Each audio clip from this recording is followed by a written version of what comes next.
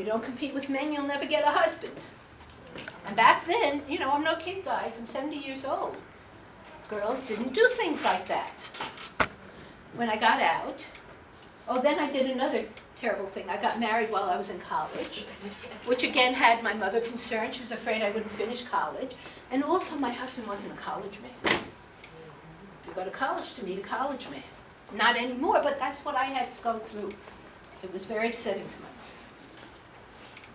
When I graduated, I got a job as a mathematician programmer, and I worked on, I was programming. Essentially, we would deal with engineers. They said, tell the computer to do this for us, and we did. Back in those days, you always hear about buggy software. No such thing as buggy software.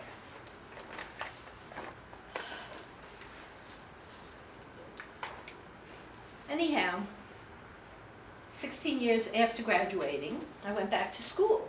I wanted to become a high school teacher, and I wanted to get involved in computer science. So I signed up for 2 degrees at 2 times, 2 different schools, had a family, a husband. Again, my family was there. You can't do this. My mother, my sister, my uncle, my father had died years earlier.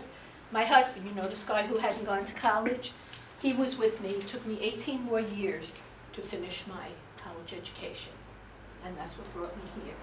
The point is, I had to fight all the way to become the person I am today, to get into the field. I always had a lot of people against me. It was also the old boys' school. This day they want women in the field. I read an article that said that women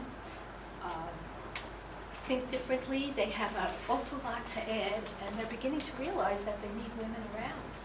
So if it's something you decide you're interested in, it'll be a lot easier for you. The thing is, are you interested? And that's what we have to decide. Now, if you are interested, there are several different forms of study. And then the thing is, what is it I'm interested in? A lot of people come in, I want to be a computer scientist, and that's not for them. There's computer science, there's something called CIS, IS, MIS, IT, there's a whole bunch of them. There's computer technology.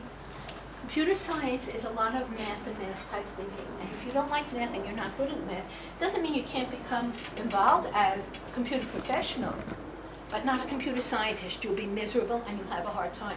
So if you decide to go into this and you want to go somewhere, take a look at what the courses are. If it's a lot of math and you don't like math and you're not good at math, look for a different program where you don't have those requirements.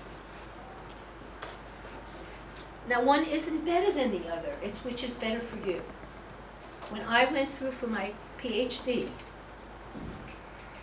my average was between an A and an A+. Half my grades were A, half were A+. I could not have survived in one of the other programs. So it's not that one's better than the other, it's which one is better for you.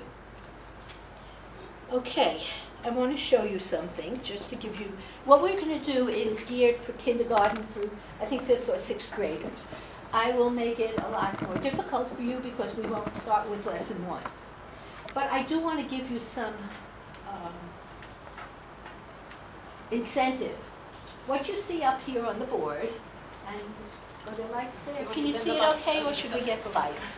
Yeah, just slightly. Okay, what you see here up on the board is the way to program Android apps. Now, one of the professors, not from this school, from another school, who wrote a book on this, she explained that when she started this, for the finals, she had the students make an app. And one student, just a C student, made an app, put it out for sale, and this goes back several years ago. The student had earned $80,000 from that app. So it's something, this, I was actually going to walk you through this, but it's too complicated. There's no thinking involved, and computer science is thinking. But what this is drag and drop programming, where if you want to do something, you take it, you drag it, and you drop it. And that's what we're going to do today, drag and drop programming. Alrighty? Now, you guys should have something like this on your screen. Does everybody have something that looks like, the picture may be different, but down on the bottom you have the B and you have the map. Everybody have that in front of them? Yes. Great. Okay, I want you to scroll down to the bottom. And you see where it says, you can look above here, over here, where it says courses for grades K through 5. Click on that.